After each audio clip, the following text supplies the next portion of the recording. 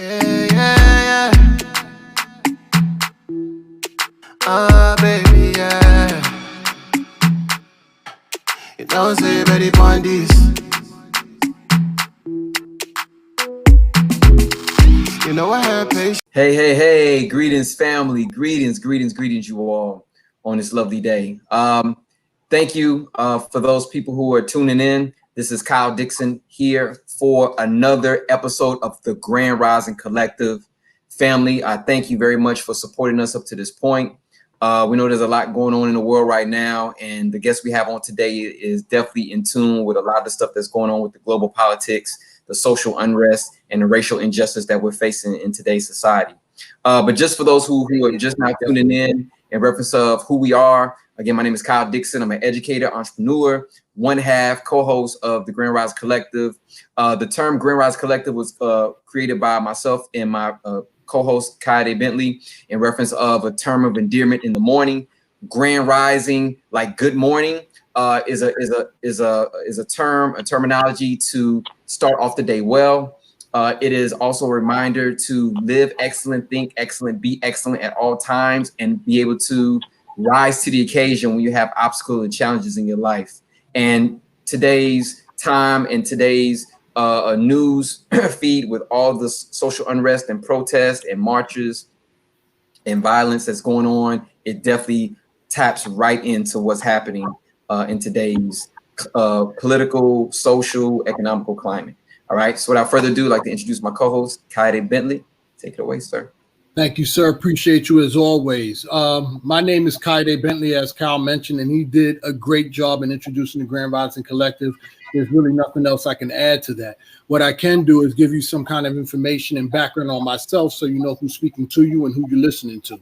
As I stated before, my name is Kaide Bentley, and I'm the president and founder of an organization called 4Ts, which stands for Teaching Teens to Think.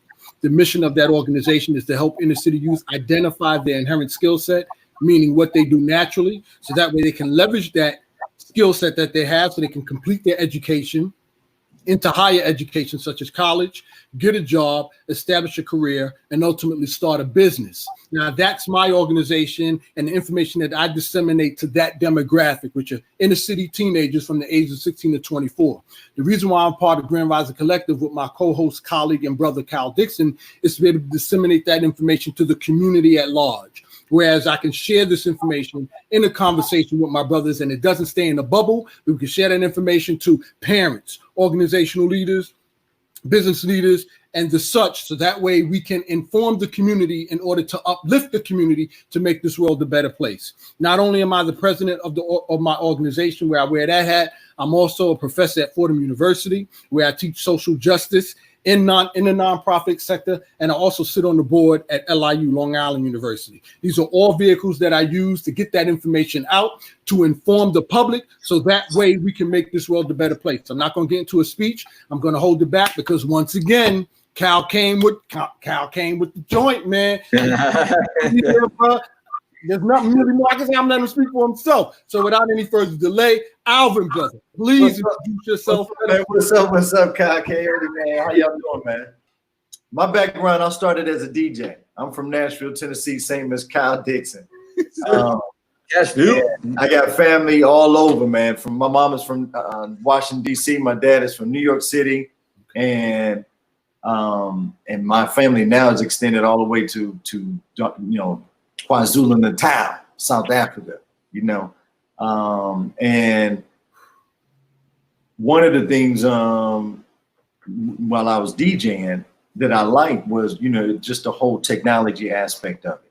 That it was the ability to have the mic to control the music, because that's where, a lot of attention was. That's where it brought us into, dancing and just energy. And I also looked at the hip hop, and this is, of course, from that Public Enemy era and Ice Cube era, where, the MC almost looked like a Stokely Carmichael or, a Huey P, especially with Tupac too. And so, but before that, I was looking at the music as saying, well, that's something that I can do. But another reason why I picked up DJing was my sister said, hey, you about to get older. But they get, either go in college or, you're going to have to get a job or you're going to have to get your own hustle. And you're going to have to learn how to cut hair or DJ. And so, and I was like, I'll pick DJing now. She was like, all right, so I cut grass for like a whole summer, saved up the money and bought some Techniques, 1200. Right. Ooh, the classics. Nice ones. And there was a DJ that was up in New York called Will Spin, who's still up there, who's still spinning. He's my homie, my mentor. And I came up with Alspin. And so he went to TSU. He was good friends with lots of HBCU. Yep. Holla. And just seeing them, here I am, probably freshman year, kind of high school, sophomore year, playing and doing my parties, but seeing them DJing in the HBCUs and that whole environment kind of inspired, kind of like how, Kyle saw with his brother, and that was motivation, for us to see. Mm-hmm. It was inspiring, man, because they were, coming from the generation of seeing it themselves too, because some of our parents were the first generation to go to college as well. Okay. And so I would attend the parties with them, man, and just learn it, pick up crates. You got to pick up the crates to set things up and sound, just a whole lot, man. It was fun though, man. And so, I ended up going to Hampton University out in Virginia. Okay. And there was, of course, plenty of opportunities to DJ there. DJ Envy was a year ahead of me. Okay. He would come down. He would do parties. Was he nice then? Was he whack? Dang. He was the same style, man. Same style. Okay. No diss to DJ. I'm just asking. You know what I'm saying? I mean, DJ to DJ. That's a valid question. Yeah. Same kind of style. It wasn't nothing. He wasn't scratching and kind of performing and just to say because he was real cool with DJ Clue. Okay. Cool. Okay. Dude. Yeah. And then DJ NV2. Shout out to DJ NV2 for sure. You know what I'm saying? And so yeah, man, I was there, and it was all of the DJs from Philly, LA, New York. My producer, he was a producer. My roommate, he was a producer from LA. He now works at Tidal in New York City. Oh, wow. Okay. Yeah. Okay.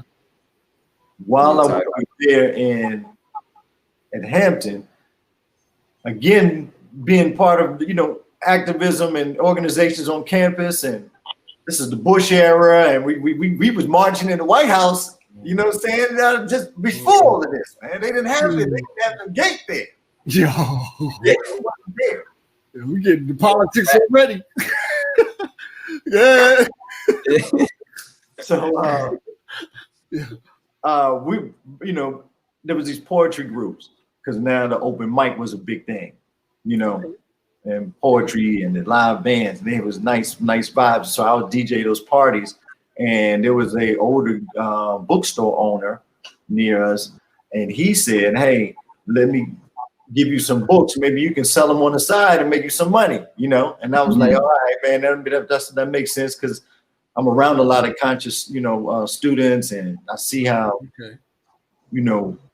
I can provide calendars and little other stuff along with it, And he eventually gave me his inventory when he closed his business, and gave me a whole trunk. We talking about they came before Columbus and and Asada Shakur's and Nat Turner, Confessions of Nat Turner. He had tons of those because he reprinted those. Like what he would do is give the license to the old books and republish them. Wow. So in his day, guess what was the technology from the 70s to the 80s to the 90s? What? A nice copy machine. A what copy machine? A good copy machine, basically. Because if you have a good copy machine in that period, but in especially the 80s and 90s, because it was a spurge of black publishing companies. Mm-hmm. They were licensed for Booker T. Washington's book. What is that? Up from Slavery, and then you get Frederick Douglass. You know, you get your Miseducation of the Negro. So these are all kind of open. You can republish these, and there was a spurge in the 70s and the 80s of I'd rather buy it from black publishers, classics, and we know 70s, 80s, 90s. How many people read Up from Slavery?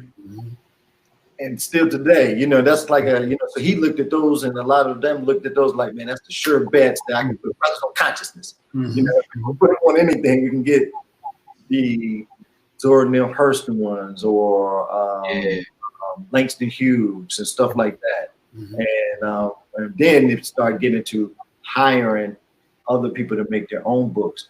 But what I meant by that copy machine was it was just a big copy machine. Yeah, you just put the book in there. Wow. That's why we saw a lot of the, when you see a lot of them probably in those bookstores, look behind them and you'll see why they all had so many different covers. And so I never knew that. He gave a whole lot, man, and that was something that got the whole business going. Awesome. Yeah. So when he quit, was that it? You didn't pick that up? You just, what happened to the store when he, like, when did he like so when he quit, so when he closed it, I started a website. But this was before PayPal. No. Amazon was only 4 years old. Wow. Okay. Damn, a hustler. Yo, Alvin a hustler here, Cal. Yeah. It's the hard part, though. I teach. Yo, this grind, brother. Yeah. We're not doing enough, right? How did you get the payment?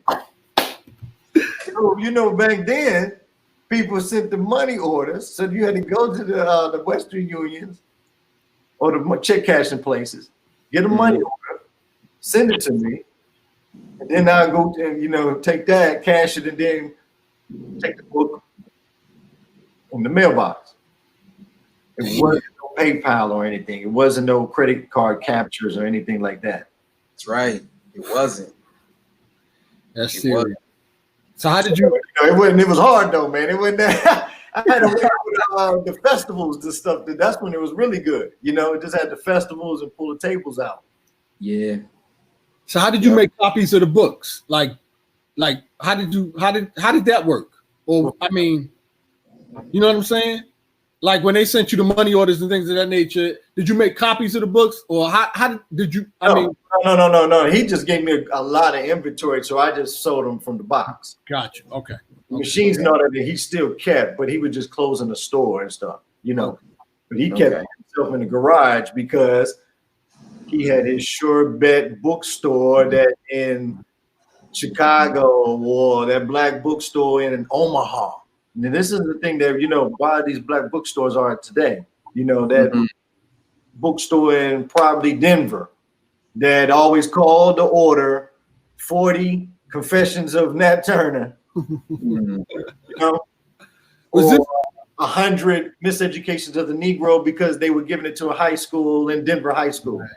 And they was buying it from that black bookstore. You see what I'm saying? So he always kind of kept that, and that was but you know, So was this copy machine, was it, because to make 100 copies of a book, man, that seems like a lot of work. Did he have any help, or was this a robust copy machine? What kind of copy machine was that he can make 100 copies, 50 copies based on the clients that are asking? What kind of copy machine was it?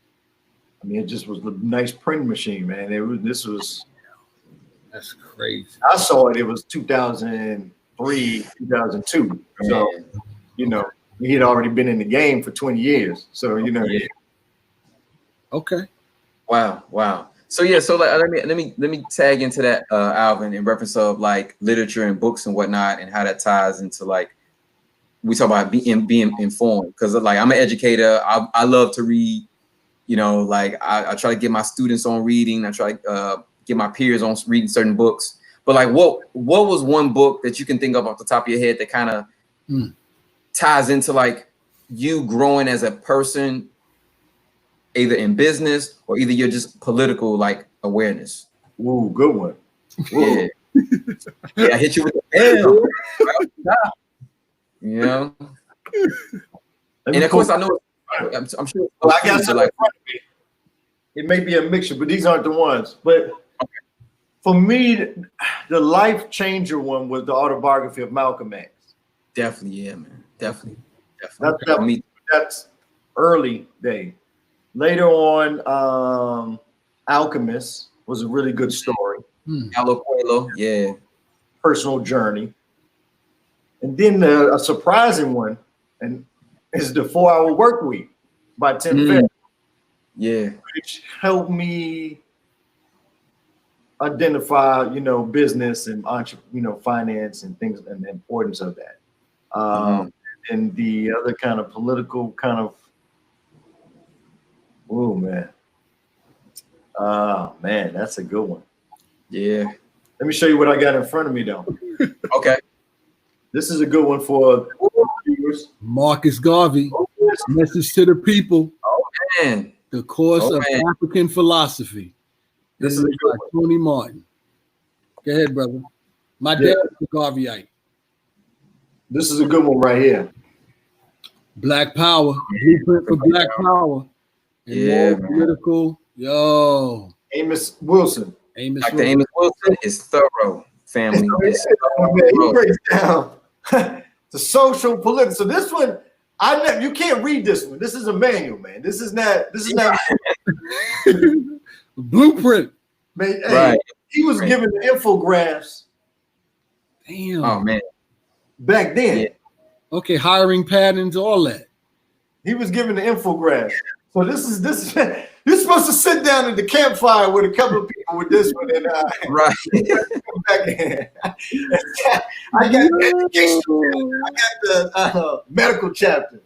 Dang. Yo. Okay. Yeah, Dr. Wilson was thorough, man. As thorough as they come. This is a good one too. This one we can talk about a little bit right now. Guns, Germs, and Freedom. Yes. I've never heard of that. That's I've seen the title of that, but I didn't know anybody who's read it, but I've seen it. So this guy right here, Jared Diamond. Facts of the Human. Wow. Okay. Modern day Indiana Jones. Really? Okay. Okay. In a good, in an interesting way. But in it, he breaks down, different primitive. Okay. Mm-hmm. Okay. Indigenous. Indigenous, yeah. Wow. Okay. This is a good one. This is actually really good. You know why this is good for today's discussion is because one of the things was diseases, germs, was being spread from the Europeans because they were keeping in Africa and a lot of like Kenya and those places. Mm-hmm. The African didn't domesticate his cows. He didn't domesticate pigs. He didn't domesticate his animals roam freely because they all kind of respected each other. There was just no fenced in, and then the cows, I have mine and he has his. And so because they didn't have sanitation back then, and the animals and the eating and the man, you eating or and sleeping around them caused those diseases. And so a lot of the Africans weren't used to that and got those kind of flus and viruses and kind of things like that because that wasn't in their immunity system. Whereas the Europeans were already living with dead meat. They was living with dead meat around and storing. We was like, today, man. We don't have to. Enough. Brother, this is enough for tomorrow. When you're in Europe, there's a sense of we've got to hold this as long as we can. And when the Afrikaans were traveling into Southern Africa, in this book he explains it that's where a lot of things came from that, man. It was interesting. So okay. Wow. And that's what's happening now with the whole coronavirus is supposedly coming from wild animals to livestock to humans. Animals to livestock. Animals is birds to bats to seagulls, you know. You know, because they travel so many different places, and so that's what. Right. And it's actually changed a lot of places around the world over time. And is that what we're seeing right now? You know, and you know, in these kind of empires and different historical things. So that's a good one, man. I like this. Guns, Germs, and Steel. Check that one out. Definitely. Okay. This is a documentary with that one. I'm reviewing this video so I can make notes. Yeah, man. Yeah, family. Take these notes, please. Take these notes. Grand Rising Collective. You know we about that information. We about that knowledge. So definitely take note. Take these down. This one recommended by Stickman from Dead Prez. All right, Stick, the homie. Will you die with me? Damn. He said he gave this to a couple of his friends, and it's about this brother who was part of the military security guard for the Black Panthers. Okay. Oh wow. Okay. So he was the lead security guy. Okay. Okay. For SEAL and all of them. Okay. Ah, man. What can you say, Alvin? Like, what can you share from if you've read the book somewhere? What can you? What's one thing you can share from that book? Because I know a lot of people say, and I'm saying this respectfully, family. A lot of people were like, you know, if this was the '60s or if this was the '70s, you know, I would have been a Black Panther or I would have been out there marching. And now things are happening, and it seems like they're very quiet, you know, or they seem to be very quiet and not participating in any form of protesting or resistance against the social injustice and racial violence that we've been being like on us. What would you say to that? To those who are, you know, said that they wanted to join the Black Panthers and they would have done it if they were back then. Well, right. In this book, and pertaining to this book, this was the guy that was going to take the bullet. So if you want to read, which is why I thought Stick, you know, recommended this one, because we always hear from Huey and Bobby and Eli Brown, and a lot of them were the intellectuals or the high ground. You know, they got arrested. You know, he's the guy that had the exit plan for you to get out the country. You know, wow. He'd have been the one to take the bullet. So, what was his life to motivate him for that type of movement, and what was his life afterwards once it started having to fall, and was there support? You know, it's a good book, man, because he saw the split between Eldridge Cleaver and, you know, Huey P and you know, H-Rap, and, you know, it was a lot of ego dynamics that the Black Panthers had because so many things happened so fast for them, and you got fast around the nation, and some of those chapters they didn't get a chance to, you know, filter out all the time. Right. And going at such a rapid rate. You know, they didn't have a chance to really filter everybody that was coming in. So a lot of agents, a lot of snitches too, you know, that they paid off, you know, begin to infiltrate. What you may want to do is just study the history of it and participate in the manner that you see that's more effective, you know, because a lot of brothers, man, they didn't have that self-care for themselves during these movements. They put a lot into it, and, you know, got injured or lost work, or, you know, weren't able to take care of their families, you know, the mental health, a lot of trauma from that, you know, because brothers was getting, you know, these front lines was shootouts, you know. Yeah. And so who paid for the medical bill, you know, the movement. Yeah. And so there was a lot of, or, you know, get pension.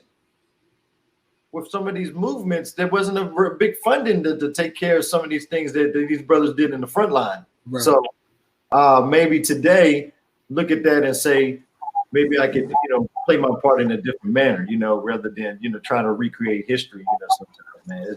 I was sharing with Kyle, I think in our last discussion, you know, people who may feel pressure to get out there and protest and put themselves on the front line. And I was sharing with them that you might not be cut for that. You may not be built for that. You know what I mean? Your skill set might be in numbers and math, and you're good with numbers. Your skill set might be in reading and research. You know what I mean? You're better use you're better utilized in those areas, in those capacities, whereas you can then hit the front line by sharing, you know what I mean, providing the funnel of funding to make sure those on the front line stay healthy to keep the battle, providing the information to find out who's in charge and who makes the decisions to, you know, get a truce, whatever the case may be. That may be what you're more cut out for, because if you put yourself on the front line and you're not built for it, you're being more of a harm. You're doing more disservice. You're not helping the cause, you're hurting it. So that I'm glad you brought that point up, which is what I shared. We talked about in our last discussion. Yeah. No. That I'm gonna add on to that, because that's good, because in the book, he was clear what his mission was as extreme as a security guard. So he knew, and I think he did have military background or something like that. But he was clear that I'm going to protect the cause. Now, that's different from some of us who just want to see a good outcome from this cause, you know, right? Or a reform from this cause, or justice from this cause. You know, when that's why the book is Will You Die For Me, you know, and so die with me. He was Will You Die? Yeah. With me? Right. You know what I'm saying? So, but you know, hey man, it's something that everybody can still play their part in. You know, there's another brother in the Panther, Emory Douglas, I think. Who did Emory Douglas, yeah. I heard of it. The drawings in the newspaper. Classic, man. Classic illustrations in the Black Panther newspapers, and the what some people probably outside call propaganda literature to disperse throughout the organization to push a lot of their agendas and what their goals were and demands were for themselves in the community, to say, hey, we want these things. And his illustrations are classic. What do you think, I guess, are some ways that people can kind of do those kind of now, today, with we have all these different platforms and tools? Oh, man. We were talking about that today. I work with teams with the Boys and Girls Club in my partnership. And these were some of the things they were talking, social media, right? We were talking about what's going on in the protests. You know, what can help is, you know, posting this in viral, making these videos viral, recording, right? You don't have to be in front, but you can record what's going on and then spread it out to the public, man. I mean, technology today, bro. I mean, you have, and it's not locally, because I think Kyle was talking about this in our last discussion too. Back in the 60s, the civil rights movement, we had to depend on the news channels or the reporters to get that information disseminated, and that's in the United States, right? Right. Free internet. Now we're global. Now we in China, we in India, we across the world. So these are some of the ways that I contribute to how we can contribute to the whole, you know, justice and all. And I think, you know, that's also too, the good part about it is that it's like business. You don't have to find a business or a product that makes everybody in the world happy. You know, and I think that, you know, doing something in small, even in this time in history, is something. I think, you know, because that's just accumulation of different things and things that we add on. So when people create memes, or, you know, or if they donate, or, you know, whatever it is, I just think like all of that is important than not doing something. Like CeeLo, what did he say? I can't knock you for not knowing, but I can for not wanting to learn. You know? You know, you can't, man, you can't do that. So I think anything, man, is good right now. All right, so I used to worry about that too. I used to think I struggle with that.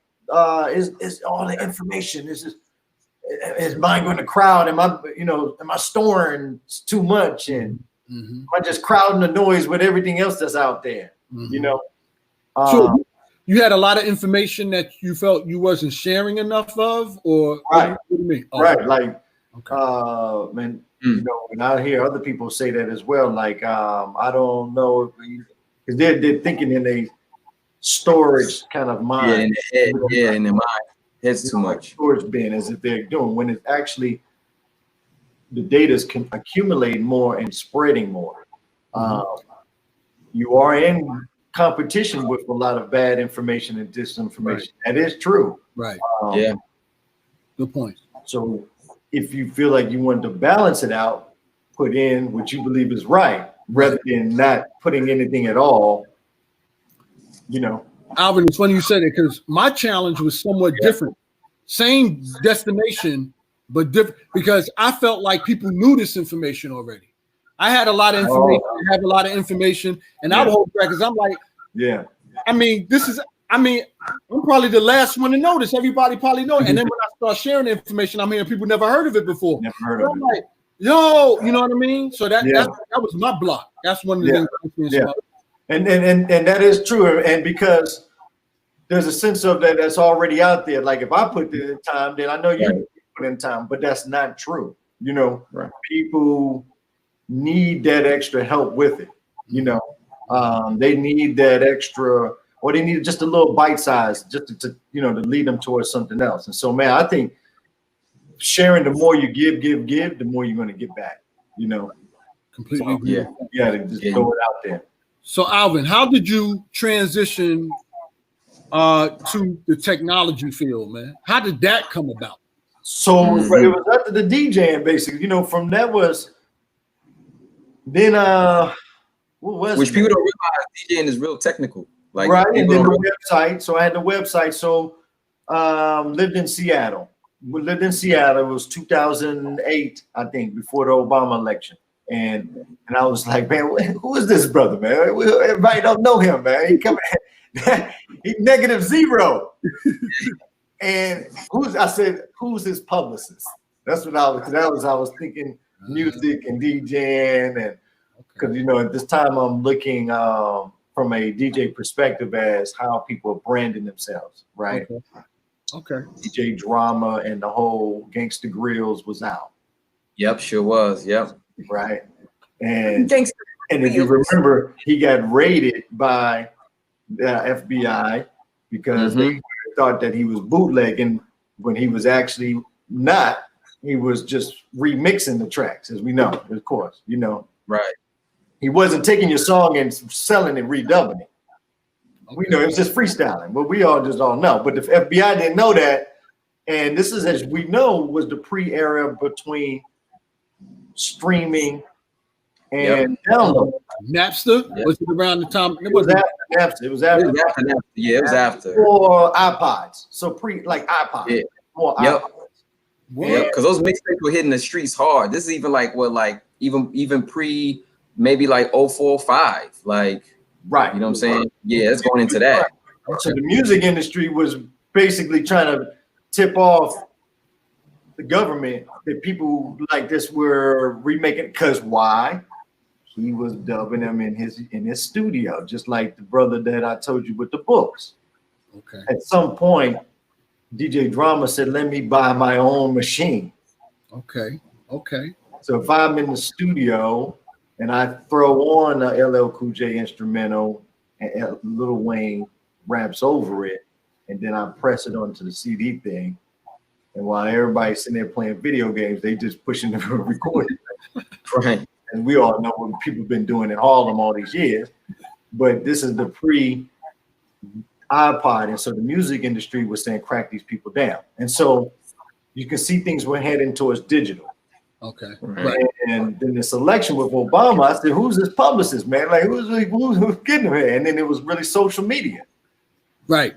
And so that's when I went back to school, actually, for digital media and communications. Smart. Okay. Learned podcasting, learned web development, and just. Hold on, what was this? Podcasting, web development. What year was this? 09, 010. Podcasting was out back in 09 and 010? Absolutely. Yes, sir. Yes, it was. I should have stayed on it, man. Yeah, man. We caught up to you, man. We caught. It was Ustream. That's what it was called. It was Ustream. Yeah, Ustream. Right. It sure was Ustream. Yep, Ustream. Because I used to listen to Family and Alvin and Kaide. I used to listen to shout out to De La Soul, man. I used to Maceo. De La Soul. Yeah, De La Soul, man. Shout out to them and DJ Maceo, man. Shout out to Scratch, DJ. They had shows on Ustream, and it used to be live on there too. What? Like tuning in. I remember this is definitely like 08, 09. I remember that. Ustream. Yep, Ustream family was like the letter U and then stream. Yep. Yeah. Okay. Black Planet. I heard of Black Planet. MySpace. Mahente. Oh yeah. Oh yeah, man. Oh man, it was the Latino one. And then they had, oh man. yeah. Yeah, and then they had another one. It was an Asian one. So I saw Obama had these profiles on all of them. And that's when I said, okay, so I see how this is going, because he's talking the whole digital language right now. He's getting the profiles on the it's like Asian Avenue, I think it was. Asian Avenue, Mahente, Black Planet, MySpace, Facebook, Twitter, he was in all of these. And so that's when I saw, okay, that's when businesses brought to head this direction as well. And so that's how I got it. Obama was doing it like that? Man, even better. He was dropping the press releases in different languages. One of these candidates today. He had one in Arabic, Korean. It was the same one pager. But he had it translated in Asian Pacific for Obama, and he had Tagalog in the Filipino language. Wow. One in the air. I saved a few of them because I was like, wow, man, what made him? Yeah, what made exactly? What the question? Spanish. It was Swahili, Spanish, Arabic. Smart, French. man. Smart. That's smart. I mean, Alvin, I remember we were talking back then, and you were telling me like, because you hit me to the wave of like using tech in political campaigns and just being fully integrated into like marketing. And I remember you telling like, yo, he has a chief technology officer. Like that's the first time I'd ever heard of that, the CTO. Outside of maybe, a startups like an Amazon or something, but that wasn't normal. That wasn't normal language in the lexicon. I'm going in my English bag now. That wasn't in the lexicon of American vocabulary for the general public. You know what I'm saying? And I think a lot of that, in my personal view, with just on it is that he had to figure out a way to maneuver in old traditional advertising and campaigns, meaning if it was posters and TV ads, then he saw everybody had these social networks. And I think in a lot of like maneuvers that you want to do, whether it's business or if it's, fashion trends or if it's a campaign, you want to kind of, or even like, in jiu-jitsu, like martial artists, you want to kind of not do the same thing that your opponent is always doing. And I think what Obama figured out in his campaign by getting into the technology of it and reaching people where they were, that was more effective than, gambling on a whole lot of stuff that billboards and stuff like that would not have worked. That promotion and stuff like that. And you got to tell your story because I get it, Alvin. Someone else would do it. But my question is, like back in the day when Obama was running, right? How did he know that was the next wave of the future? Because I know PCs was coming in. I know we had the iTunes. I know we had. I don't even think the iPhone was out.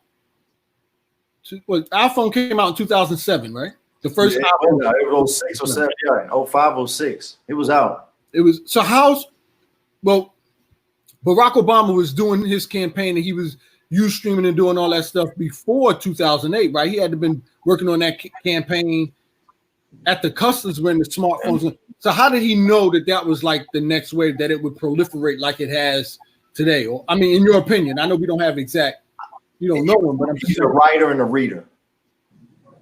I think by him already writing books and he was someone that knows how to, because when you're writing, you got to edit yourself a lot. Okay. So it helps you know what you're actually saying. You can see the difference in what the confusion of what, the leadership in the White House or, the United States is. He's scattered brain and everybody's confused, like grown humans are confused. Grown. Right. How do you confuse experts in their own field? That's right. That's part of it. Like, almost like goodness, man. It's a song and then a joke to everybody. You really like go in the kitchen and tell the chef like, no, you did that that soup kind of wrong. You should have done it like this and right. So I think him being a writer, he was able to process that and understand like, okay, I'm good at writing. So technology field, some of the things don't change. Okay. They see videos, pictures, reading, or listen to something.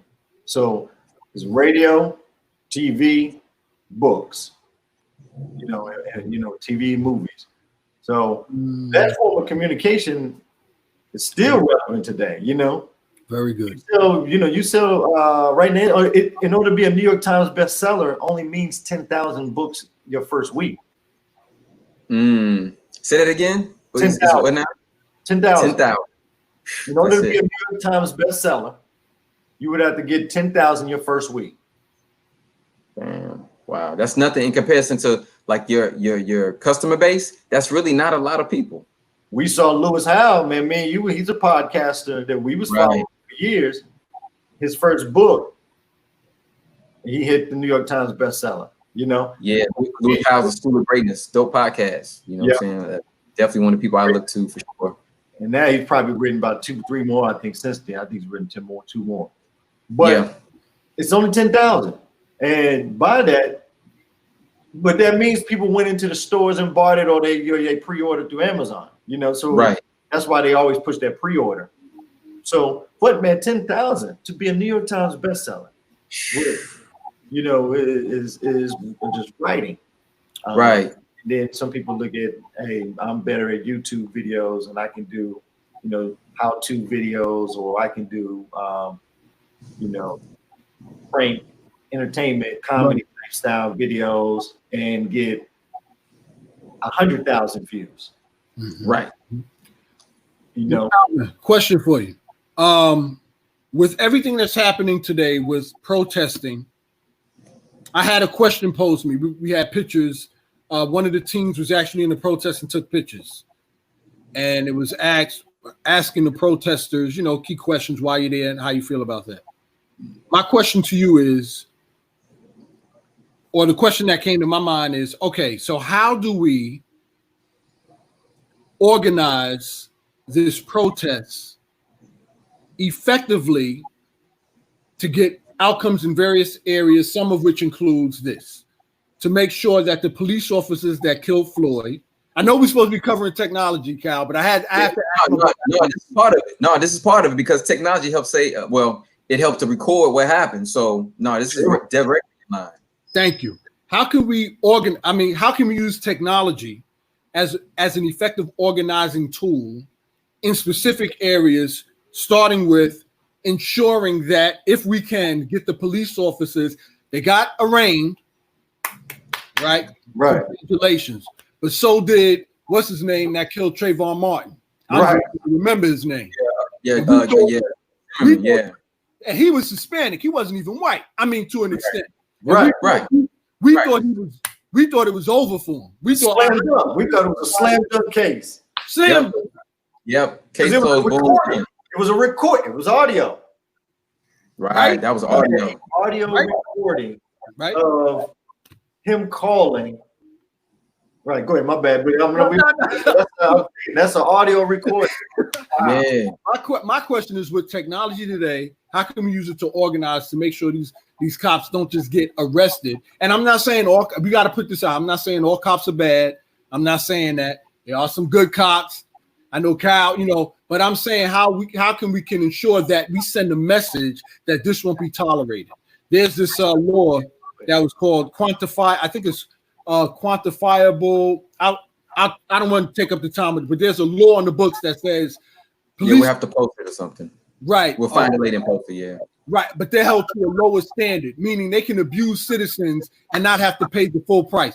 So Alvin, my question, how can we use technology today to organize effectively to ensure those who do injustice acts like the police did, not only get arraigned, but get their full justice in the courts? That's a great, if anybody is watching this is about to have a business idea. You just came up, hey, yeah, man, we got, hey, let's build. You know what you just meant? Okay, so one that comes to mind that would be good is simple tracking the cases. We should have a dashboard map where you open up and it shows us Kansas City, Chicago, whatever, open case. Tap that, see the cop's picture. If there's some public evidence, see the video. Because of course you got to be of 18. All right, because we're dealing with crimes, but you click on and say I'm 18 years old, because we got a lot of young people that they're going to be the ones that want to really follow up on this, and it shows us the case, and we need to see if it's charged or if he was acquitted. And I think from there needs to be tools for you to share or create their own petition. Ooh, because that's the only way, man. Meaning that's the only way to figure it out. We can't be reactive by the news of it. We have to be proactive as far as and dashboard. If this is something that a person wants to take on, and this is a cause for them, or we all want to feel like, hey, today I want to see what how many cases is out there, man. Is it down? Then really show us. April to May went from 89 cases in America to 79 cases. That's how we can start seeing a reward system of trust, I think, from the and it needs to really and that's simple as it is. Very good.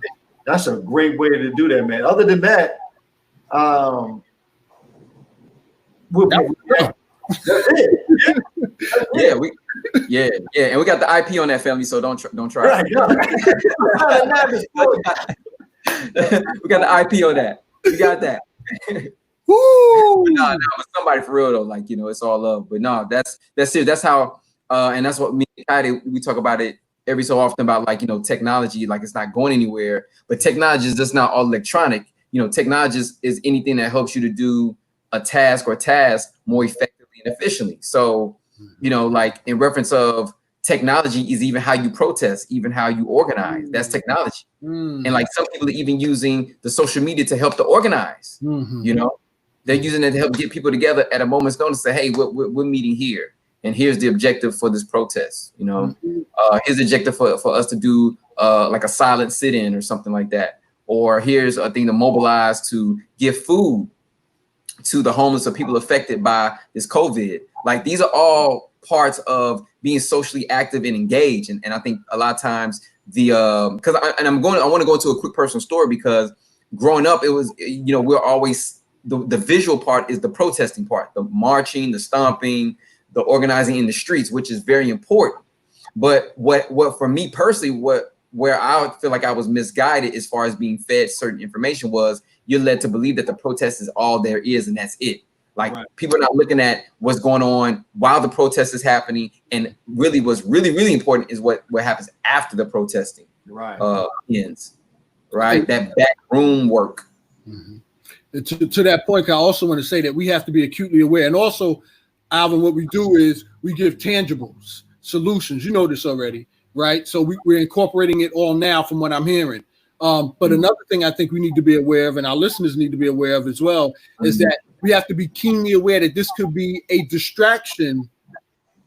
100%. Right, distraction technique, whereas there are bills being passed and decisions being passed in legislation that we're not acutely aware of because we're distracted by what's going on here. You know what I'm saying? So I think that's another thing we need to be aware of. Yeah, this is what we see. This is what's the hot topic right now. But they getting stuff. They're doing some sly stuff. Trump is trying to get some of these judges in and all this other mess in there. Red hats now, and with red shirts to the red hats now, man. We see it, man. They got the playbook. we've got our own playbook. Let's go back, everybody. Right. This is our playbook right here from the black. And you see that film? It's thick. You know, thick. Red shirts to the red hat. Yeah. They have ways of what they want to support, but we've got to build ours, and and work with those who want to help with us too, as well, in a sincere and genuine way. Mm-hmm. One of the good stories, I guess, was Malcolm X that said when a white lady came up to him when he was part of the Nation of Islam, and he said, "We're like, what can I do? What can I do to help?" And he said, "Nothing." Yeah. Then later on, when he came back, he said, "I wish I told that lady that she should actually go and start her own organizations to help the whites in that." So infiltrate them, not us. We try to infiltrate them. So that's the key part about it. The spook that sat by the door. Right. One guy in the CIA, one black guy. Right. He was the first one. Right. Damn. How much can he be a spook if you're the only one? Everybody's right. So being able to really infiltrate the white supremacy and things like that, it's going to require a new generation that speaks up and says things when we're not around. Mm-hmm. With that being said, those who are non-white also have to, organize within themselves to be more proactive and organized. I think with the online tools, so you were saying distraction, misinformation is huge. That's the other part. Right. Rule number 2 is get offline. Because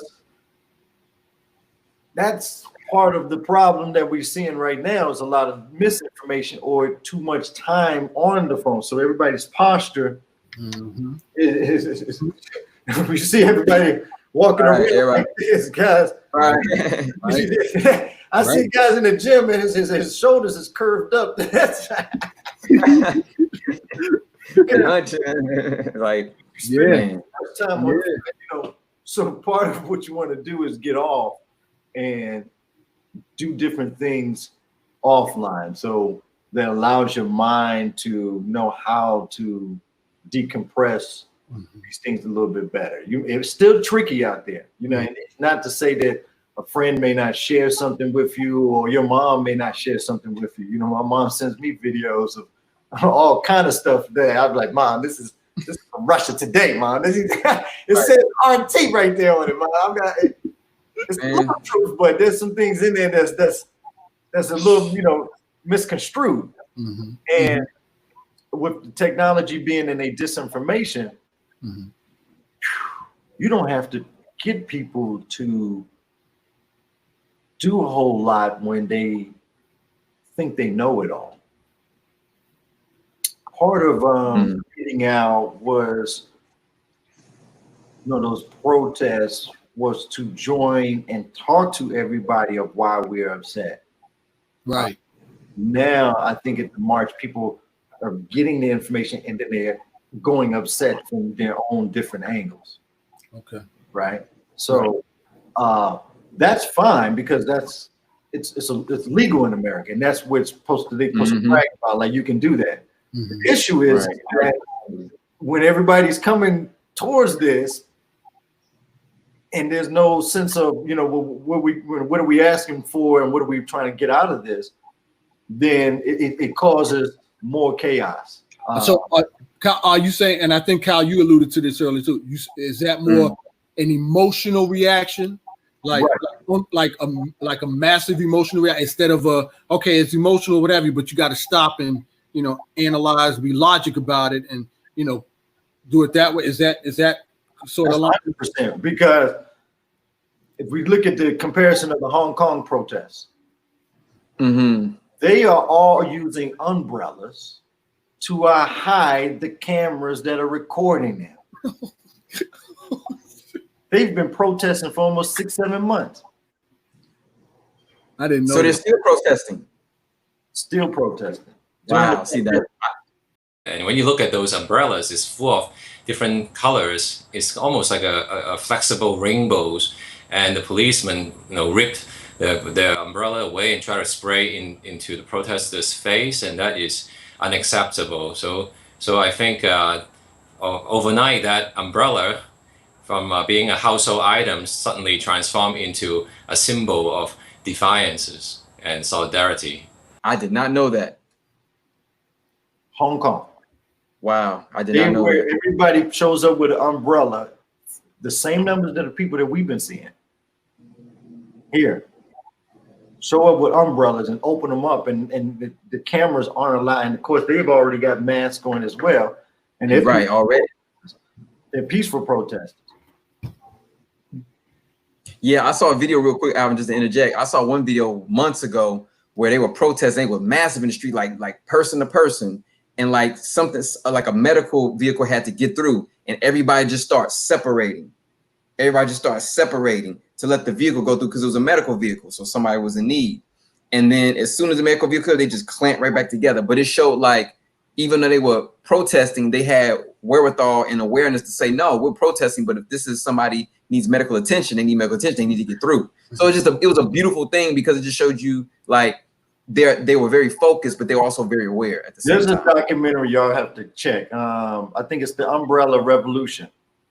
Okay. I'll show you those tactics, what you're talking about. It's on Prime, Amazon Prime, I think. Okay. We think we saw. I would look up Hong Kong protests. It's recent. I was amazed by it. They were putting the bricks on the ground so that the police couldn't drive through the crowds.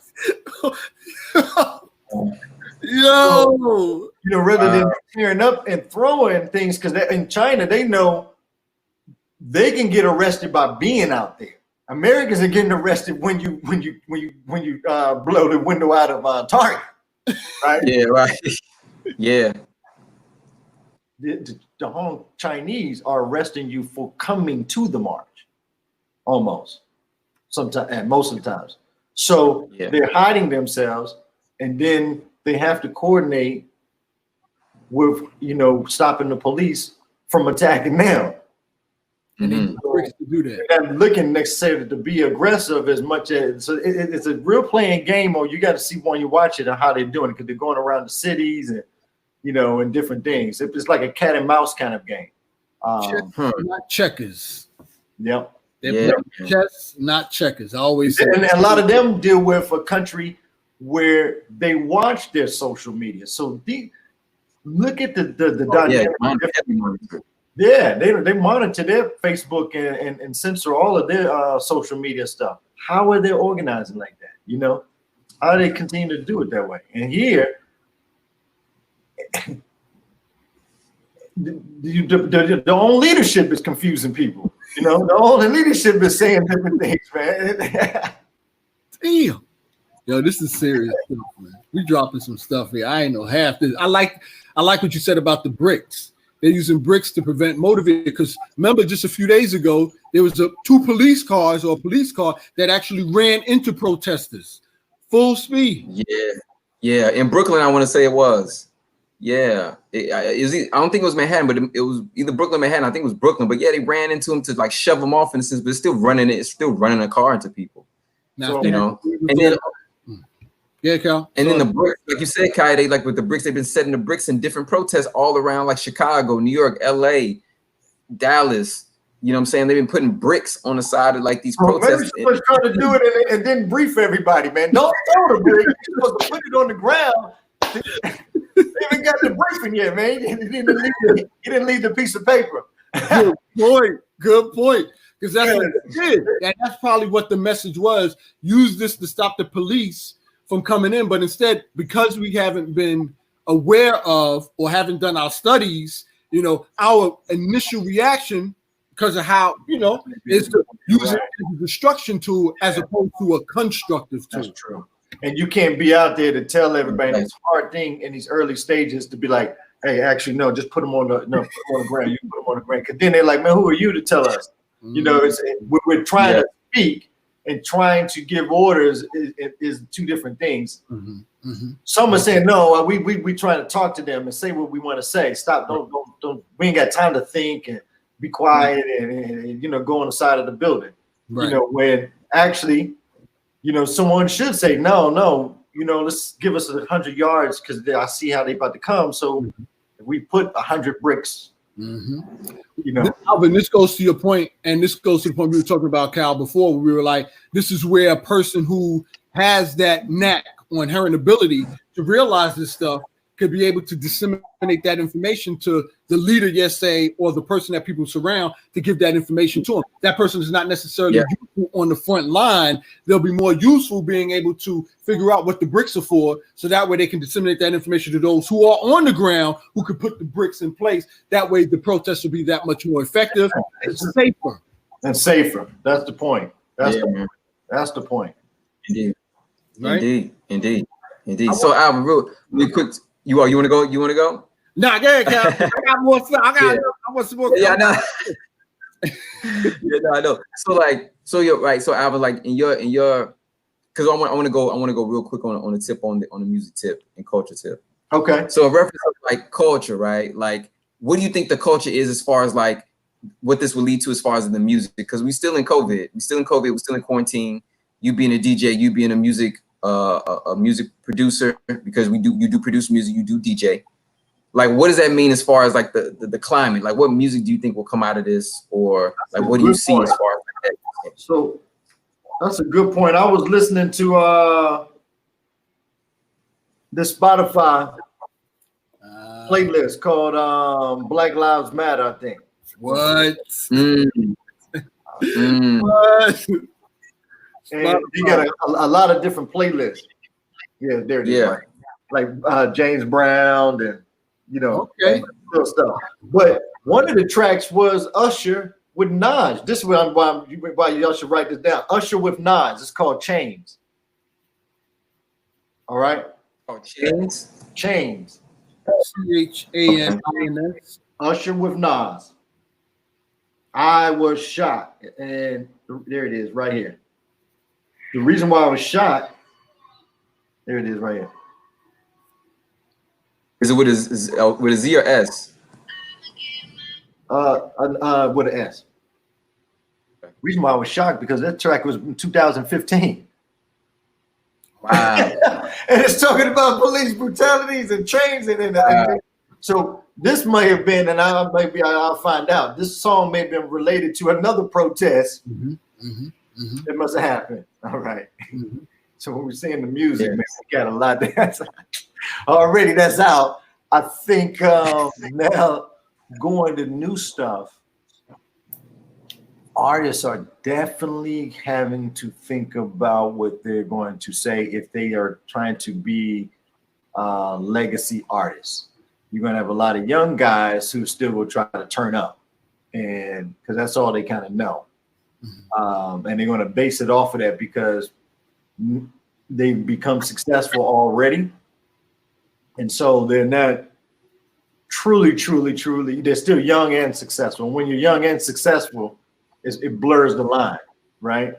But if you take someone like a French Montana, who, you know, he's popular and he may take his career serious, or Rick Ross, or those, I think a lot of music going, Big Sean and those kind of guys, I think a lot of music is going to really try to think more on what they're going to say. That's a longer playing album than trying to follow like club hits, because you can't speak to people when you're not in the club right now. Right. It's literally the first time that everybody is not able to just be in a carefree kind of a way. So how are you making you make this song about all of this before we was living like this, or with reality? Because there's a lot of reality. There's pandemic, no jobs, civil unrest. Yeah. And it's not a lot that is doom and gloom, because a lot of people also see that as a good thing, an awakening for them. So it's not about like, because many of these artists are always talking about having, and to them it is positive. right? I'm talking about success, so why don't be hard on me? Nobody's wrong with that. Mm-hmm. There was a lot of talk of, pills and drug use and, over sexualizing things and trying to make it as like a, a radio hit. I don't think, Right. I'm very surprised, man, that people will want to keep hearing the artist say that. And I think the label would take a big gamble if they try to even drop something like that. I think the label would take a big gamble because they then can get a backlash because everybody's putting such a highlight. Everybody's now a target. So yes, and that's good on our part because now we got to figure out. So the music industry, we say, look, this artist has the right to write and say what they want to say. Remember, y'all, right. You can't tell people, many of the jazz musicians was on, heroin and drugs when they was dropping some of these albums they like. That's their art. Some of these rock albums was on drugs, the Chronic, all this. So right. it's not that people can't express. It's going to be more of, can you find other artists like Rhapsody? Sign the balance, what we've always been talking about. Yeah. Right. And go check out Rhapsody, family. She's nasty on the mic. She's thorough. So rather than her being one of the 3 female artists that you're trying to put out, there should be 2 and 2. There should be an equal balance of what you perceive or what everyone should want to listen to.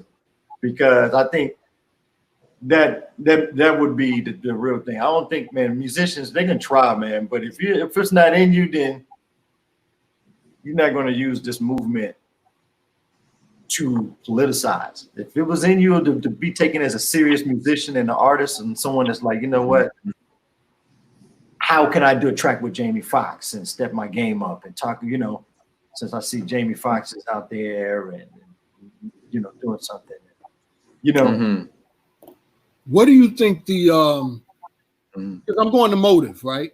Right. There's this video that I watched, and it's a girl, I forgot her name. It's Kimberly. I think it was Kimberly. That's the video I shared where she talked about the whole economical structure as to, instead of focusing on what is happening in the protests as far as the vandalism and stuff like that, how about focusing on the why?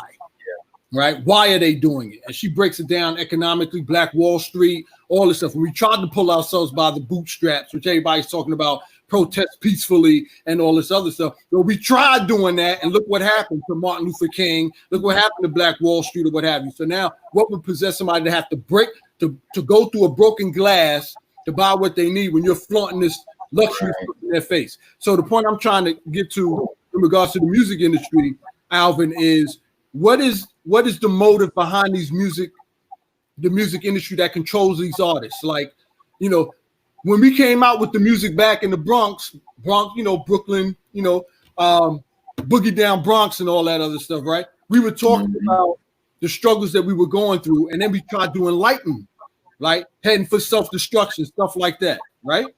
Yeah. And then all of a sudden the music industry got involved and they pimped it. Right. So my question, this is the same music industry that purposely pimped our music that was used to uplift us.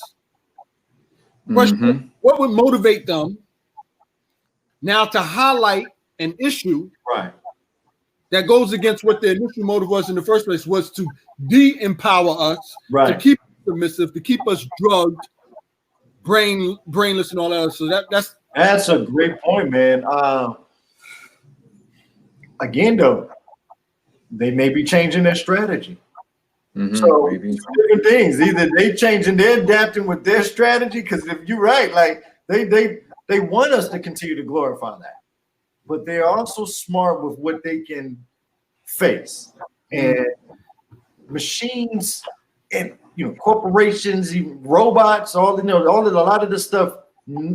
It's only as smart as the people is, kind of almost, right?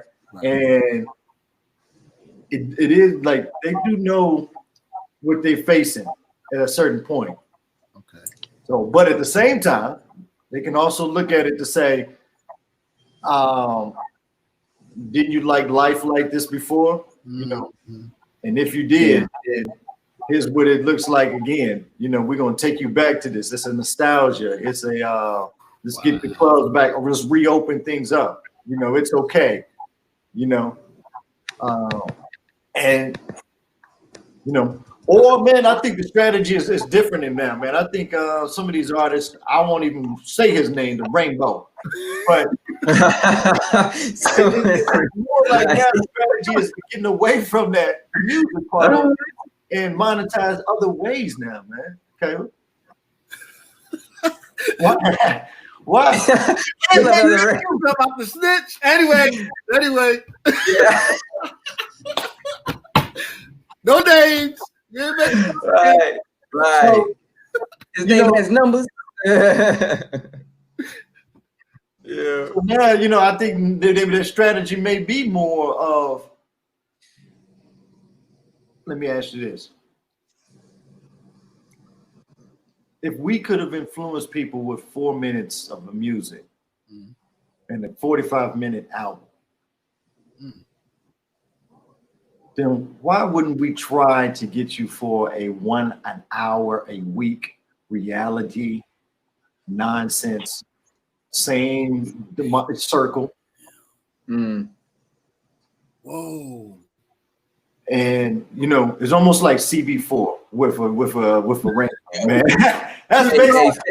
Oh my God! Oh man!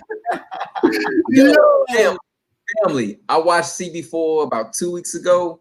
Yo, that is a film you need to revisit. Like seriously, it hits on so many levels now. Then remember, Alvin, see, we were younger when it came out. Remember, CB4 was getting like excuse my language, family. It was getting like crapped on. Remember that? I know, Kaide, I know you remember too. Yeah, I CB4 do. it came out, was like, man, it was getting crapped on. Like some people liked it, but it was like, nah, that ain't the hit. Like that's not a movie you really want to go see, really. Right. Now you look at it, it's so relevant. It's so relevant. That's why I just like, man, they looking at it like, you know what? We'll make a theme track, but shoot, man, that's the new strategy right now. And I man, you know, maybe, man, because why put all of this into music? And you know, you can chart pretty fast, man. I just told you it's 10,000 to be a New York Times bestseller. So right. If people are not buying music and they're not buying books, you can chart pretty easily as a musician. YouTubers are doing it now. Right. So yeah. That goes back to what we were saying about who we battling right now, because everybody's making something. Yeah. Yeah. Good one, brother. Good one. And Alvin, man, to speak on that too, brother, like, you know, one thing I want to mention while you're on here is like the fact that music has been a healing part of this whole dynamic of this pandemic that we've been living in. And you being a DJ, D-Nice, Questlove, right. DJ Clark Kent, DJ Beverly Bond, Erykah Badu has hosted these young sisters who are bad, man. This young sister was on the table. I just can't remember her name right now, family. If you go on Erykah Badu's Instagram, I mean, this young little girl was killing. She's like 12, huh? So like, how do you see all that, man? That like just that whole dynamic. And the first thing that came to my mind, we are actually giving attention back to the DJ to allow him to do the work. I didn't think of this because facts. Yeah, facts. The clubs we was already getting everybody. Yeah, we was already getting to people. The couches were becoming a problem, right? Everybody's sitting down. So now then the music and the vibe is just kind of low vibration and everybody's buzzing and it's just kind of, you know, saying things.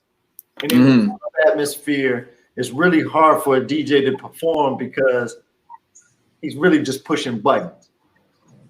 But not to say like everybody still was getting active. All these guys you're talking about was rocking clubs around the world. Now, right, true.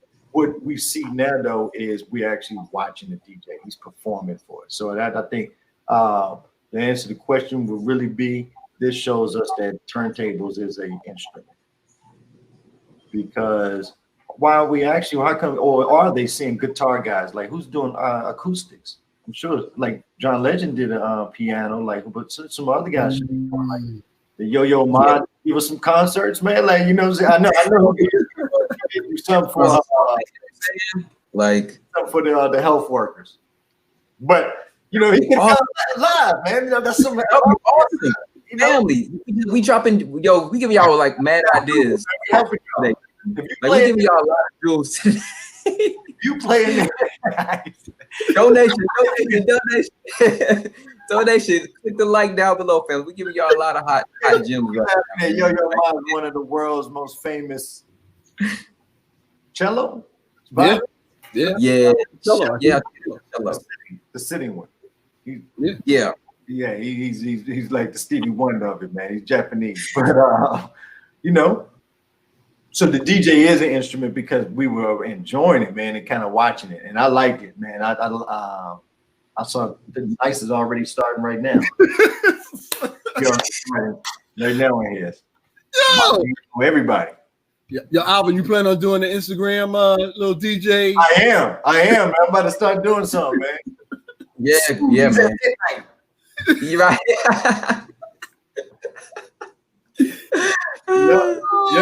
Yep. Yo, do it. Oh man, yeah, fam. Y'all gotta check out. We're gonna put it in the chat and in the description box below. But no, check out DJ Alspin, man, on his Bukito Instagram. The brother gives a lot of I've been to his sets before, family. It's official. You know what I'm saying? It's definitely official. It may not be for everybody because like he doesn't play just commercial stuff. I mean, the brother's been in South Africa. He's been in other countries in the world. So his tastes are eclectic, but always funky. Always upbeat. Yeah. A lot of people that I like is Black Coffee. He's good. Okay. Barbito is kind of like what my style is. DJ Night. Yep. My favorite DJ Premier. That's one of my favorite producers. Oh man, how can I forget Primo in that versus battle? Oh man, like I got it. Yeah. Questlove is good. I like how he DJs. He plays like good times. Like that's the kind of like. And Biz Markie's good. Biz is nice. I seen Biz live.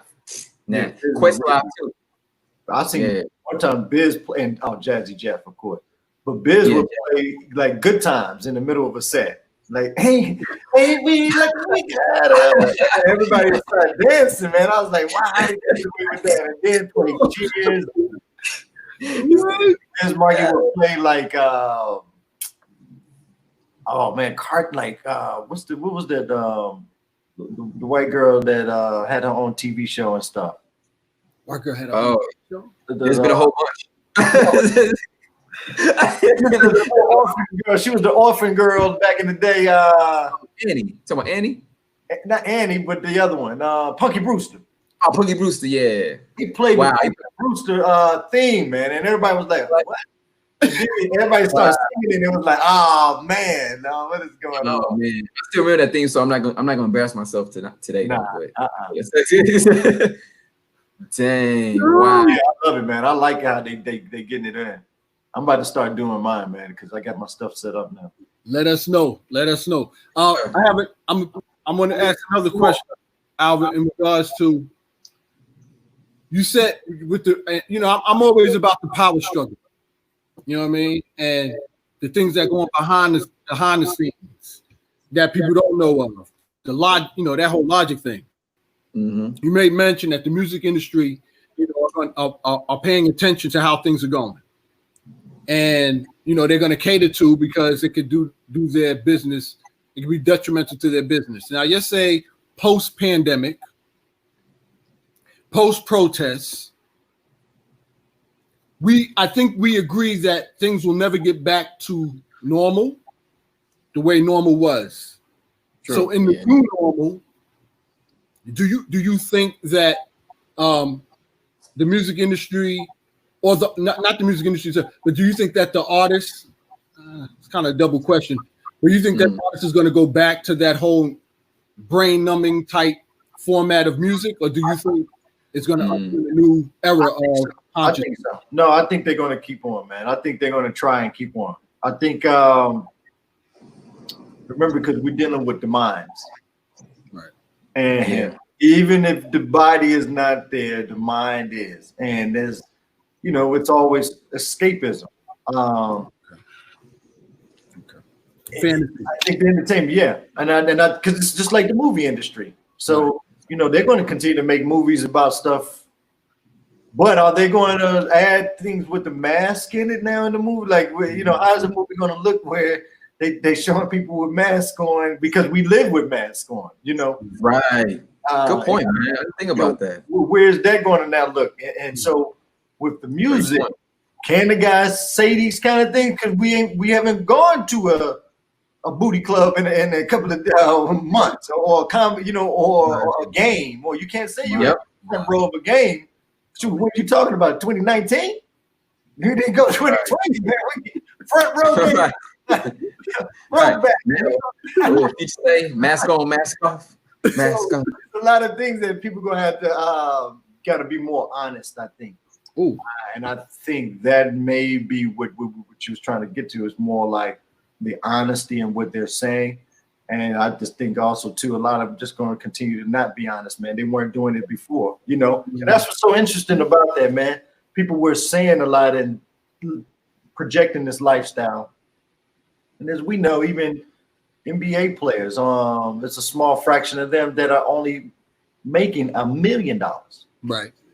So what makes us think that, you know, all of these musicians and artists are doing so well when people aren't buying out? So it was a certain myth that you was already projecting like you were doing these things and own these kind of cars, you know. And so now you're going to be a little bit more exposed on it. That's not for me to necessarily judge, because I just want to hear good music, you know. Right. I want to hear honest music, I think.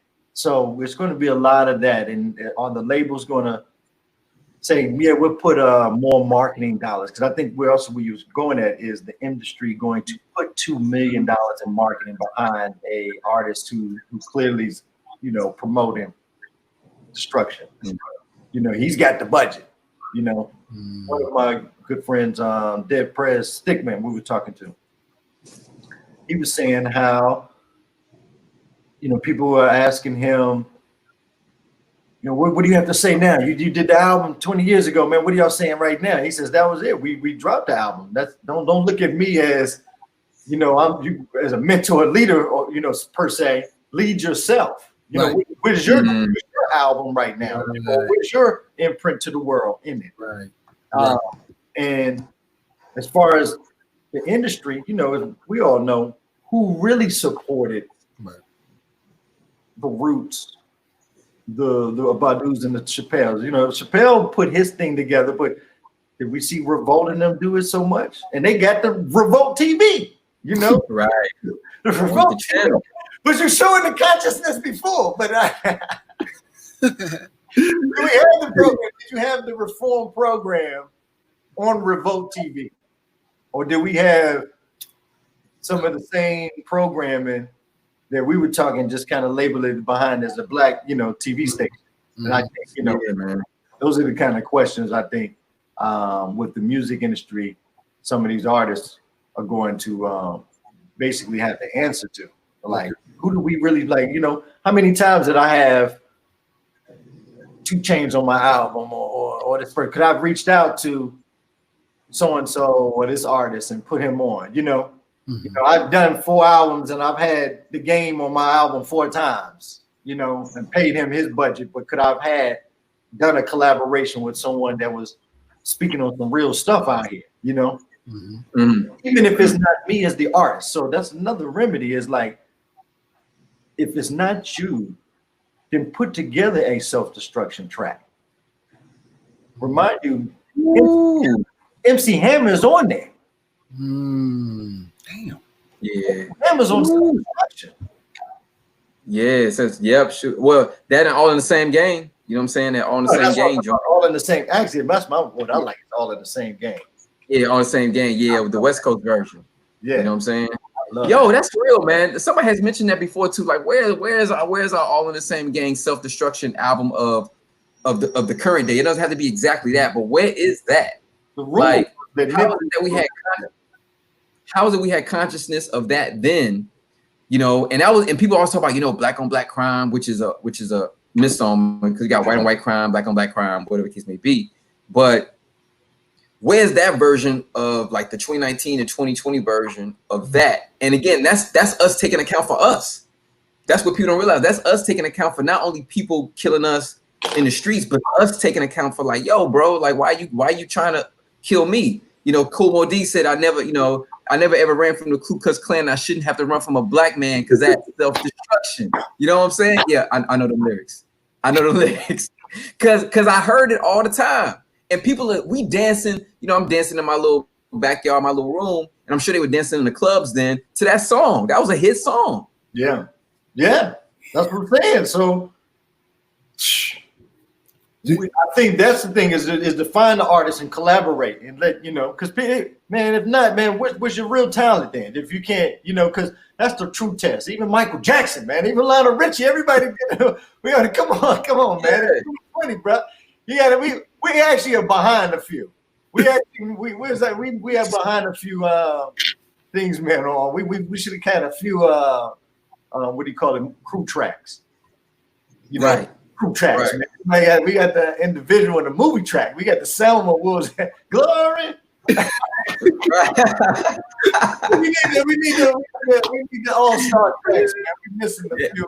They're supposed to drop all-star tracks every time we hit the streets. Wow. Need to be an all-star track. Wow. Thanks, man. Maybe it's because we don't have that many all-stars today like we had back then. Right. You know what I'm saying? Do you think there'll be a resurgence? Because J. Cole is out here. True. I'm listening to Kendrick. Kendrick. So they got Ben Staples too. Ben Staples, J-Elect. You know. Sure, they thinking of something. Add two. All right. Add two. Check out my homie in Chicago. Add two. Put down Actually, that's crazy hour. To be asking is like, yo, where's our all in the same game, man? Where's our all-star track? I think everybody should be asking for that because we should. Because we need. I mean, look how music has played a part in our movements. Wow, man. You and Alvin and I have ethnomusicology, you know what I'm saying? I mean, this brother right here, whether you know it or not, Kaide, I mean, this brother had, you know, his heritage, his genealogy, lineage goes into like, you know what I'm saying, beginners, legends, right? Okay. Lead belly, you know what I'm saying? All right. I'm sorry, man, I had to throw that out there, but you know, like, you gotta get props, you know? Okay. Get props. So Alvin, let me ask you this real quick, because I want to cut you off, Kaide. So like, the legend, y'all. Look up Lead Belly. Lead Belly. Look up Lead Belly. All right. You know what I'm saying? All your popular rock stars, I don't even want to speak, man. Was it Rolling Stones? All of them. Beatles. All of them. Go ahead. You know what I'm saying? Like, you could run down the Gambit family, and they know these. That's one thing I will appreciate about overseas artists. They tend to know the black artists who helped inspire them. They know who started it all. You know, and it's no diss to any other artists that have come after them. It's just to say, give credit where credit's due. Give praise where give props. Props to show for props. Give them their props. Yeah. You know? Yeah. Definitely. Yo, you got some jewels. Yeah, music is a part of a lot of movements, bro. Like the ethnomusicology, you know what I'm saying? Like music as far as with us, and as far as protests and movement and inspiration to like be better. With it. All right. So Kyle, what Kyle is trying to say is, so Lead Belly is the great uncle. My grandmother kept his stuff in the Brooklyn basement for over 60 years. He actually got pardoned twice from a prison from the governors. I've never heard of nobody that's gotten pardoned twice in the 30s. That's a black man. His last pardon was in 1935. Yeah, 1935. And he was a blues singer that sang with the 12-string guitar instead of 6 strings. And he was good friends with Pete Seeger. Okay. Well, Pete Seeger looked up to Leadbelly because, Leadbelly had lived this life, worked in the fields, chased by the dogs, went to prison, got pardoned, and now he's a musician in New York City. And Pete Seeger, who ended up popularizing "We Shall Overcome." And it was a part of the group called the Weavers, and their first song was a Leadbelly remake. So when Leadbelly passed away, they took one of his songs that he had already, made, and it became a hit. And later on, Pete Seeger, went solo and was known as a kind of he's kind of Bob Dylan's and your Bruce Springsteen's inspiration of being a musician who's also willing to give up, for the cause. So Pete Seeger, man, one time he actually told me the story that him and Martin Luther King were together, and the song is "We Will Overcome" is the name of the original song. Okay. But him and a couple of others that were all singing it together. Now he wasn't saying I made it, because everything was like, it's circles, freestyles, ciphers. Yeah. And it was all marching, is what he was saying. And he said, "We shall overcome." And that's when Dr. King said, "Man, I like that. We shall. Well, let's stick to that." And he actually donated when they recorded the album, because this was the song for the protest. So they made physical albums. He donated his proceeds to the Black school in Folk Life School in Knoxville, Tennessee. It was a community center that was in Knoxville, and he donated all his proceeds because he didn't want to make money off of it. He was like, this is for the people. Like, I didn't know, because he didn't know who recorded it, published it. So the man who pushed record was the same one that published the song, trademarked it, and went and sold it. Right? And so when Pete Seeger found out that, whoa, why are we making money off of this? This was a Black spiritual. Right. He mixed it in. This was supposed to be a protest song. None of us are supposed to make money from it. And so when he found out, he was really upset about that, and he did the right thing. But that's a good, story to add in what we were saying about protests and music. And a couple of people to look up is Sweet Honey in the Rock. Sweet Honey in the Rock, Odetta. Sweet Honey in the Rock was singing a lot of those songs.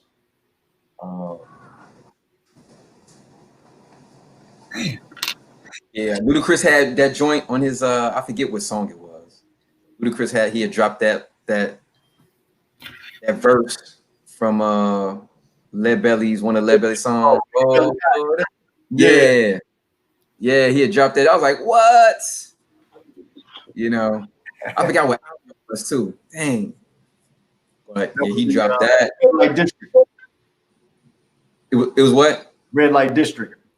Red Light District, yeah. Red Light District. Yeah, man. I want to play off some Sweet Honey in the Rock. I want y'all to see, because this was so definitely, please, family. So, I'm saying, you're getting pre-mixed stuff right here. I'm saying? This is a DJ right here. So, again, we talk about how music plays a part in our in Black culture, in African American culture. It goes right into the protest, what's happening now. Like, we just didn't just sit on our hands and just be like, oh, okay. We had music sounds to help to kind of go along with what the mood and the tone is of our environment. So, Leadbelly, you definitely got to look up the king of the 12-string guitar. Definitely look him up. Definitely look him up. So, Kai, had you know about Leadbelly? Had you known about him? No. Or heard about him? Okay. Yeah. Did you see the movie I didn't know with Martin Lawrence and Eddie Murphy? Yes, I saw that movie. All right. Do you remember what's the character, the baseball character? Oh, Can't Get Right? Can't Get Right. Yeah, Can't Get Right. Remember, he gets pardoned for how he can play baseball. Yes. Right. That's based on Lead Belly. Oh, Oh. Because he made a song for the governor to free him. wow. Okay. So Did not know that. Oh, you didn't know that one? I'm gonna play it for you too. But Sweet Honey in the I didn't know that. Sweet Honey in the Rock. man, we got some we dropped some gems. Oh man. Oh, this is them. This is Sweet Honey in the Rock. And when there is a promise of a storm, if you want change Can in y'all your hear life, it? walk the Yeah. Yeah. If you get on the other side, you will be different. And if you want change in your life, and you're avoiding the struggle, you can forget. So Harriet would say, wade on in the water. It's gonna really be. Talking about Harriet Tubman. Mm-hmm.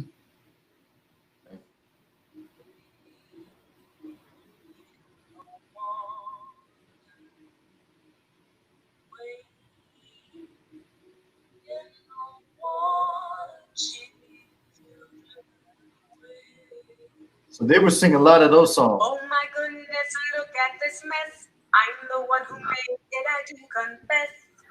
Oh my goodness, look at this mess. I think I better clean it up. Everybody sing. Oh my goodness, look at this mess. I'm the one who made it, I do confess. So there was a lot of call to action kind of songs that they were known to be doing. Yeah. It's funny you mention that because Wade in the Water was a song that the Baptist church would play when they were baptizing those who were turning or converting their lives over or giving their lives over to Christ. In Baptist church, when there were people who were converting, giving their lives over to Christ, you would go, like they would have this tub or whatever, you know, in the pulpit, and you would be in your robe, you would go down, and that's the song that they would play during that Wade in the Water. Wow, man. Wow. And of course, we know that has not only those spiritual connections, but also those historical connections as far as our ancestors trying to escape enslavement, you know, wade in the water. You know what I'm saying? That was the code word. You know what I'm saying? So we had those. So really quick, family. Wade in the water was also used as a code word to kind of lay low, to escape the plantations and slavery and to hide out. You know what I'm saying? So like, you know, you think of people like wade in the water, children. So, you know, that's to say, yo, lay low, stay hidden. Right, I think that's yeah, with Harriet Tubman. Yeah. Okay. Yeah. This is Lead Belly. Yeah. Yo, we creative people, man. We create people. I mean, family, it even goes real quick, and I want to cut you off too, Al, but it even goes, family, to the extent of the braiding of the hair. Certain braids, certain designs in the hair were maps and notices. Damn. Maps and notices to let other people know when stuff is about to pop off. Yeah, or to send a message. The way your hair was braided, like I sent you a message, like, hey, you know, we about to escape, da da da. Or like you said, Kaide, a map. Yo, I'm telling you. Are you serious? We have yet to begun to dig deep into our history and culture. Damn, man, we were doing it back then, man. We had to. Yeah. Yo, I'm getting the history Man. right here. I didn't even have to go to school. No. Professors. This is the professors that episode right here. Yeah. Check this out. This is Governor Pat.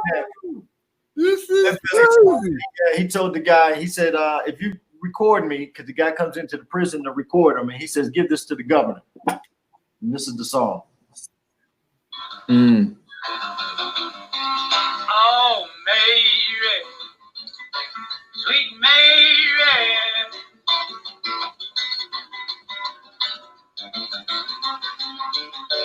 Yes, Miss Mary.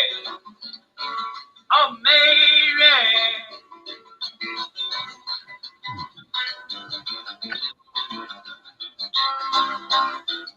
Here it comes. 23, when the judge took my lady there away from me. 1933. 1923, when the judge took my liberty away from me. Took my liberty away from me.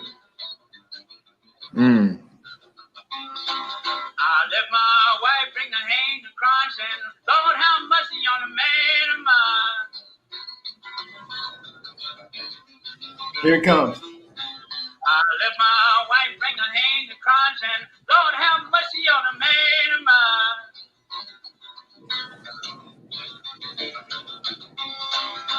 Told my wife before I left the land, if I never no more see her, do the best she can. Oh, baby.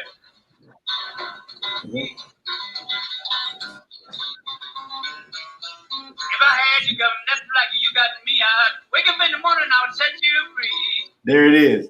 That was the line right there. He said, if I had you like you had me, I'd wake up in the morning and set you free. If I had you come left like you got me, I'd wake up in the morning, I would set you free. So here he is on record, you know, basically asking. And that's 1933? And that's 1933. Asking for his own reform. You know, his own reform and on a vinyl record. And I think that was kind of brilliant, man. I always just think of that like, wow, man, he took that opportunity to really, you know, do that. How many brothers was in there? Couldn't name nobody. With all the stories we know is the opposite, you know? Man. And check this, Alvin. I just thought about this, right? Because you're a tech specialist. And think about this, family. His tech was his guitar. His guitar. And his voice. And his voice. His tech was his guitar and his voice. Very good.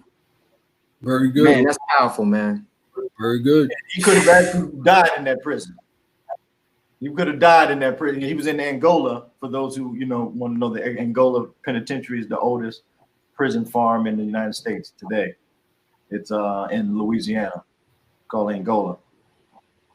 Named because they said that many of the slaves came from Angola. The early from Angola. Oh, you kidding me? Oh man! So the farm is, that's crazy, man. And it's still, I can't believe it's still there. Like, it's a whole Angola. of mine that I knew. He did a research paper. He went and visited. He did the research on the rodeo, and they got a full rodeo every year. That's how how much of a mini city it is that they got a rodeo. Majority brothers, though, black cowboys, and it's, you know, they're taking care of it. But they're in prison. And he's talking. He said he met guys, but he's met guys that's been there since like 72. You know, 18-year-old rob, you know, pocket knife robbery, and you know, that's kind of like those old. You know, one was accused of a bank robbery type, and he didn't do it. He just got something. You know, those kind of stories of brothers who's been in there since the 70s. You know, and he was just saying, he talked to them, but yet they were running a rodeo and just had, you know, a life inside this prison, man, and that's just modern day, you know, prisoners. And so Leadbelly was one of those prisoners that was there a long time ago, man. Alvin, man, thank you so much. All right, come on, let's close it. Let's close it, bro. Yeah, we got to close. All right, two things I want to drop real quick. We dropped some jewels for y'all, yo. We dropped some jewels. Technology. Follow the cases of these officers. That's what's that intellectual property you said? IP? What you? Right. Intellectual property. Come up with something like that where we can ensure that the protests aren't in vain. I like this idea that y'all came up, brothers. This is why these conversations are so important. That's why we promote this. Alvin, we're going to invite you. We're trying to do a Facebook thing too. Okay. That would be good. Where brothers can come together and just, you know, drop information. But theme song. We should have a theme song for the protests with the heavy hitters. The J. Cole, Kendrick Lamar's. The other names that y'all mentioned as well. Like, don't get mad at me if I remember. Yeah, add two out of Chicago. You know what I'm saying? That's Chicago. Right. Put that thing together, boom, so we can have more of an effect with the protest. So these are the takeaways that I got from it. These are the steps that we could take in regards to channeling our energy in that area. Whole bunch of there's some more stuff, Alvin. I want to hit you with. We're gonna have to save that for part 2. Another time. Yeah, part 2. Yeah. So my handle.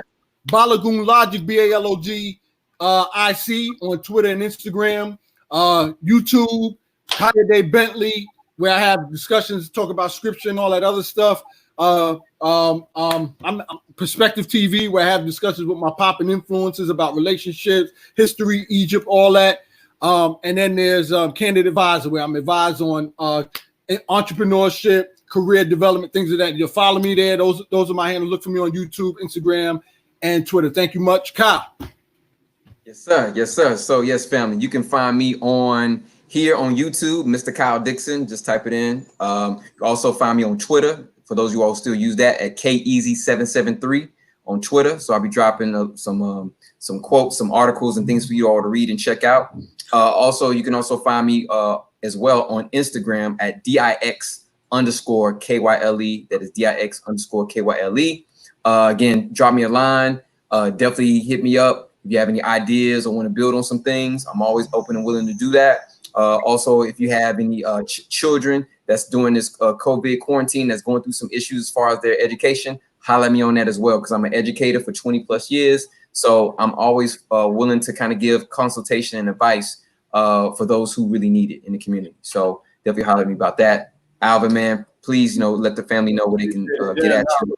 Thank you both, man, for allowing me to come on here just to talk, man, and just, brainstorm. I enjoyed it. And I acknowledge both of y'all for putting this together and just staying consistent with it. That's a real big thing. And I tip my hat to you fellas for keep dropping this. And I'm more than welcome anytime to get on here. And I'll be ready for some more stuff. So you can follow me on Instagram and Twitter at Bookido, BOOKIDO. My website is alvinsingh.co. And that's it.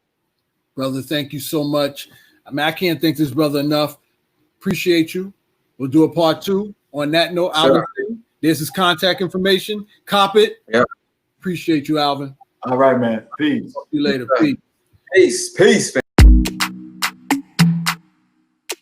Yeah. Baby, yeah. You don't say ready on this. You know I have patience.